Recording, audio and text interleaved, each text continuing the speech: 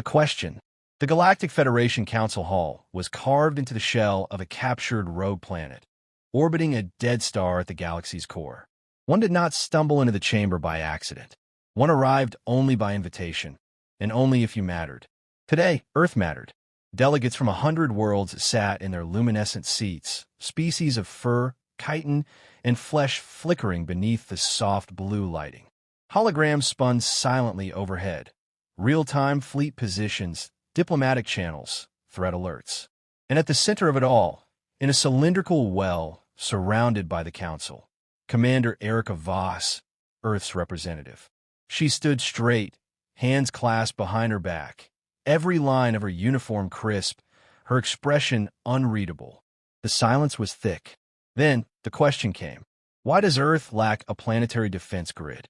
The voice belonged to Ambassador Relin of Theranes, a tall, silver-scaled being whose species was known for building the strongest fortress worlds in the sector.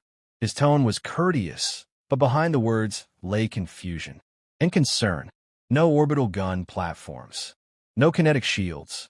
Not even an anti-ship minefield. Relin tilted his head. With all due respect, how do you plan to survive an attack? A soft rustle passed through the chamber as other delegates murmured in agreement. The Thresh had 3 layers of orbital defenses. The Malari kept war drones hidden beneath every moon's surface. Even the peace-loving Koros had planetary force fields strong enough to stop a moonfall. Commander Voss smiled. It was not a warm smile. We don't plan to survive an attack, she said evenly. We plan to prevent one. A few alien heads tilted. Others blinked, confused. Voss stepped forward, letting her voice rise just enough to carry. Earth's doctrine is simple. We consider attack the only defense. You build walls. We build reach. You wait to be struck. We strike first, if needed. If we believe a threat is credible, we don't wait to be hit. We make sure no one ever gets the chance. Gasps and whispers. The silence of strategy rooms was being pierced by raw honesty. Ambassador Relin's voice grew sharper. That's an aggressive stance, Commander. Do you mean to say Earth engages in preemptive war? Voss met his gaze without blinking. We engage in strategic deterrence. If you're planning an attack on Earth, you won't live long enough to finish planning it. That sparked a wave of murmurs. Some murmurs were admiration. Others, fear. Relin pressed further. You're new to the galactic community. Your world is only now being considered for full membership. Such a stance is not only unorthodox, it's destabilizing. The commander nodded. Yes, we're new, which means we had to survive alone longer than most. Our early encounters with alien life weren't peaceful greetings. They were ambushes, slavers, rogue fleets testing our weakness. She glanced around the chamber, eyes cold steel. They found none. A large hologram flashed behind her, displaying archival footage. Earth's first colony, Europa Prime, under siege by raiders. Then, in brutal contrast, images of a retaliatory strike by Earth's fleet days later. The enemy's base turned to ash. Not one human casualty. The screen changed again. Blueprints of sleek, long-range strike vessels. Vessels not designed to hover over Earth, but to haunt the void. You don't see a defense grid around Earth, Voss continued, because we've moved our defenses to the stars. We don't build walls, we build warnings. A Koros delegate leaned forward, blinking slowly. You would leave your own homeworld exposed for the sake of mobility? That is not how we think of defense. Because you've always had allies. Safe borders. Centuries of interstellar treaties. Voss's voice remained calm, but there was steel behind it. We had none of that.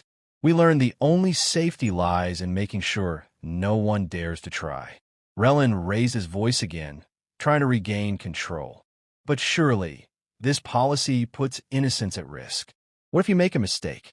Attack someone who had no true intention of harm? Now, it was Voss who tilted her head. The Federation made peace by teaching the galaxy to fear war. Earth made peace by making war unthinkable. We don't miscalculate often. And when we do, we fix it fast. There was something chilling in her words. Not because they were violent, but because they were efficient. The chamber quieted. Then, one delegate, a small, spindly ambassador from the Jalari Combine, spoke up. But, Commander, if everyone adopted this doctrine, wouldn't peace become impossible? If all species struck first, who would live to speak? Voss actually laughed. Just once. That's the difference between Earth and the galaxy. We don't want everyone to think like us. We want them to know we do. For a moment, no one responded. The High Counselor, a floating being of pure bioluminescent energy, finally spoke. Earth's methods are unconventional, but not without precedent. The decision for membership remains under deliberation.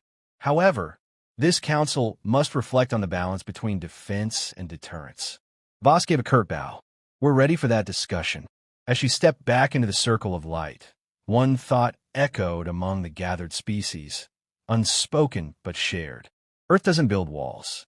Earth builds consequences. The audit, the descent into Earth's military command facility, was silent. Auditor Myrix of the Federation Defense Integrity Office shifted nervously as the dropship pierced layers of cloud, banking hard toward the Rocky Mountains. The peaks below were majestic, untouched by the gleaming towers and arcologies found elsewhere on Earth. This place was wild by design, hidden by design, and somewhere deep beneath it, Earth's secrets waited. He stole a glance at the two humans seated across from him. General De Silva, weathered, broad-shouldered, with the lean muscle of someone who'd earned every scar. His stare held no warmth. Next to him, Dr. Malik Shun, a civilian strategist, younger and leaner, with a data slate he hadn't looked up from since boarding. The ship landed with a quiet thrum. A heavy blast door yawned open. No pomp, no ceremony, only a single word, engraved into steel overhead: vigilance. This is Earth Strategic Command, De Silva said as they entered a steel elevator that began descending at impossible speed. We call it ESC. It doesn't run Earth's militaries. It runs Earth survival. Myrix adjusted his data recorder. As per Federation Directive 229, I am here to inspect Earth's planetary defense readiness. In light of your unconventional doctrine, the Council requires confirmation that your methods do not endanger galactic stability. Sure, De Silva said without looking at him. You won't find anything. The elevator opened. Myrix stepped out and stopped. There were no war rooms, no holograms showing incoming threats. Instead, it was all terminals, silent, glowing walls of data. Dozens of officers and AI cores worked in total synchronization. But the strange part? No defense systems. Where are the orbital cannons? Kinetic interceptors? Missile arrays? Myrix asked, voice tight with disbelief. This is Earth's only command hub? Dr. Chen finally looked up from his slate. You're looking for hammers and armor. We're surgeons. We don't block attacks. We erase the reason for them. He tapped the console. A display flickered on, fleet positions in deep space. None near Earth. Your defense grid doesn't exist, Myrix said, appalled. De Silva smirked. Exactly. They led him into a secure chamber, a black room with a single holodeble. Shun gestured, and it came alive. A battle simulation unfolded. A hypothetical species, aggressive, hostile, building fleets beyond Federation borders. First, Myrix watched the traditional Federation response: build up border defenses, deploy patrols, await negotiation. The result? A drawn-out war, millions dead. Then, Earth's response. Step 1. Intercept long-range comms and logistics patterns. Step 2. Launch stealth drones to disable dry docks. Step 3. Simultaneous orbital strikes on 4 military moons. Step 4. A single message. This was your warning. War ended in 72 hours. 0 Earth casualties. Myrix swallowed. This is Doctrine? He asked. It's survival, Chen replied. You act without provocation. We act without hesitation. There's a difference. They moved deeper into ESC. In a vaulted hangar, Myrix was shown the Valkyrie-class Ghost Fleet, automated strike cruisers with no living crew, designed to operate in deep space for years. No registry, no home base, no trails. They don't patrol Earth, De Silva explained. They patrol threats.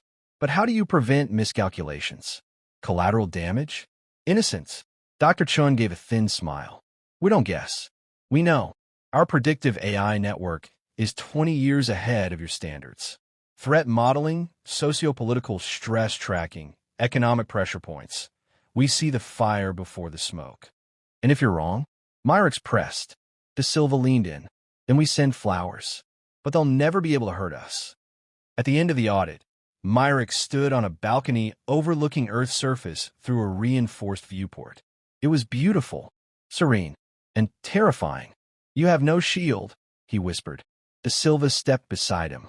Wrong. Earth is shielded by reputation. And by resolve. Myrick's turned, his eyes haunted. You're not defending Earth. You're haunting the galaxy. Chin smiled. The breach. Coordinates. Outer verge. Federation border system 119 beta. Stardate. Plus 17 sol days since Earth audit completion. The stars trembled. Not in the literal sense, but in the way tactical displays shimmered as new data poured in. Red markers multiplying, signal pings flaring across long-range sensors. A fleet. No, a strike armada. Over 120 ships. Zarn coalition. They weren't broadcasting diplomatic credentials. They weren't cloaked. They were just moving. Fast. Toward the Federation world of Palantar, a border colony with no real military presence. The Federation's response? Paperwork. On board the ISS Vindicator, Earth's forward-deployed stealth cruiser, Captain Solana Reyes stared at the unfolding threat with no trace of surprise. She sat in her command chair, boots braced, the matte black deck silent but alert. Around her, human officers moved with cold precision. Zarn Fleet just entered Alert Zone 3, said Lieutenant Hirsch. Federation hasn't scrambled interceptors yet. Orders are. Pending diplomatic clarification. Of course they are, Reyes muttered. Any civilian ships in the system? 3 transport convoys. 1 refueling barge. They'll be caught in the burn. Reyes didn't wait. Arm all lances. Prep cloak ships for dispersal. Target. The Zarn flagship, command corvettes, and engine clusters. We ghost this fleet before they break orbit. Hirsch blinked. Captain, we haven't received. Authorization? Yeah, we're not asking. The Tsar never saw it coming. As they passed the third moon of Palantar, the stars lit up, brief, silent flashes, like flickering sparks in a deep well. And then the killing began. Earth's ghost fleet emerged in a precision strike. 20 cloaked vessels dropped out of phase space in perfect sync, invisible until it was too late. Wumph! A kinetic lance drove through the Zarn dreadnought's core like a hot nail. Flash! Command corvettes vaporized under microwave compression blasts. Crack! Plasma charges severed engine trails, leaving dead warships drifting like corpses on a tide. The Zarn fleet didn't retreat. It couldn't. There was nothing left to retreat with. In the aftermath, only fragments remained. Reyes stood on the bridge as her crew ran cleanup protocols. Incoming transmission, Hirsch said. Federation Council. Looks heated. Reyes smirked. Let's hear it. The hologram activated. Ambassador Relin appeared, incandescent with fury. Captain Reyes, you violated Federation engagement protocols, struck without clearance, and jeopardized interstellar diplomacy. What justification do you offer for this unilateral aggression? Reyes didn't blink. Palantar is a Federation world. Civilians would have died. You were still drafting a resolution. You had no right. We had the responsibility. Relin froze. Behind him, a dozen other delegates argued. Accusations, legal threats, political fallout, all noise. Reyes let them vent. Then calmly she cut in. By the time you ask for permission, you're already bleeding. She ended the transmission. The next day, the Zarn Coalition transmitted a formal surrender. Not to the Federation Council, but to Earth Command. The terms were brutal. Full disarmament, access to their military archives, public apology for aggressive expansion. They accepted without a single demand. At the Federation Council, chaos reigned. Some species were outraged. Earth had broken rules, skipped process, acted as judge and executioner. Others, quietly, were grateful. Palantar still stood. Its people still lived. Commander Erica Voss returned to the council chambers, her presence now less a curiosity and more a shadow cast long and cold. Earth has made itself clear, Relin hissed at her. You think you're the sword of peace. Voss didn't deny it. No, with a hand that holds it. Because someone has to. The session ended in disarray. No sanctions were passed. No punishments agreed upon. But a silent shift occurred. Federation member worlds began requesting tactical consultations from Earth. Requests for training. Requests for alliances. No one said it outright, but everyone understood. The answer. The Federation asked why Earth has no defense grid. We consider attack the only defense. Federation Grand Assembly Hall, 34 days after the Zarm breach. The hall was full, not in the usual sense, not merely delegates, aides, and bureaucrats, but soldiers, strategists, generals. For the first time in living memory, the Grand Assembly had called an emergency strategic convergence. 1,000 systems watched. The galaxy was listening. At the center, once again, stood Commander Erica Voss. No podium, no speech, just a simple question, printed in brilliant white across the center hologram. Why does Earth have no defense grid? Voss let the silence sit. Then she stepped forward. Because defense is an illusion, she said. No preamble, no apologies. You build walls, install orbital guns, create shields to buy time. But time for what? To debate? To grieve? To surrender? She looked around at faces alien and familiar, terrified and intrigued. We spent centuries learning how to lose slowly. Now we've mastered how to win quickly. That's the difference. She gestured, and the central holodeck shifted. A display lit up dozens of war simulations, color-coded. Blue for Federation Doctrine, red for Earth Doctrine. The blue maps filled with red as time progressed. The red maps? They ended in silence. In resolution. One simulation lasted 11 days. Another lasted 43 seconds. We don't defend Earth by waiting. We defend it by making the cost of an attack so catastrophic, so certain, that no sane actor ever considers it. A new figure approached the platform, Auditor Myrix. His presence was unexpected, but he didn't object. He didn't challenge her. He turned to the council. I have seen what Earth calls defense. It is not deterrence through fear.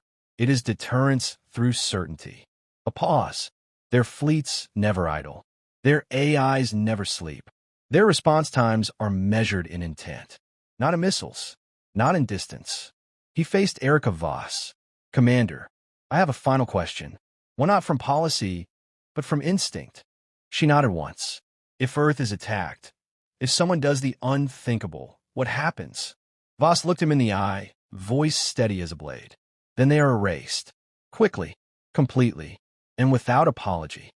The room went still. Some delegates recoiled. Others nodded. Ambassador Relin, ever the voice of caution, rose one last time. Your doctrine may prevent war. But what cost to our soul? What future do we build, if we build it on the threat of annihilation? Voss didn't hesitate. A future that exists. Epilogue. Federation status update. Sol system, Earth. The stars shined overhead. Peaceful. Silent. In orbit, there were no gun platforms. No shields. Just space. But deep in that black void, far from prying eyes, Earth's Valkyrie ghost fleet watched. Moved. Waited. No enemy would ever reach Earth. Because Earth would reach them first. Final report excerpt. Federation Defense Council. Earth's doctrine will not change. It is not designed for conquest, nor cruelty, nor pride. It is survival, sharpened into doctrine. They do not build walls. They build consequences.